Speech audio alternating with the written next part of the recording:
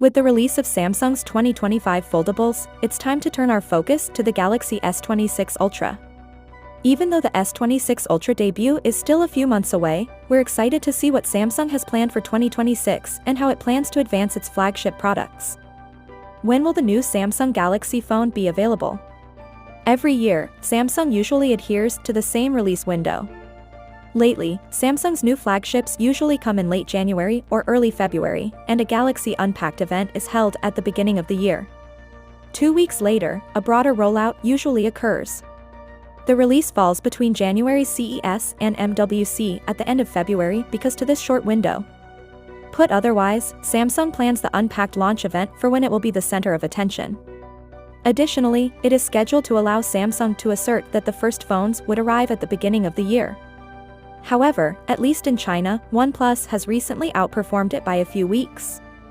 For the record, January 22nd was the date of the Unpacked 2025 event that gave us the Galaxy S25 unveiling. The 17th of January was the date of the 2024 edition. Those two incidents happened in San Jose, California. We don't anticipate that 2026 will be any different from previous years, as all new Galaxy smartphones typically make their appearance around the beginning of the year. The Samsung Galaxy S26 Ultra, the company's upcoming phone, will be available in mid-January 2026 together with the Galaxy S26 Plus and Galaxy S26.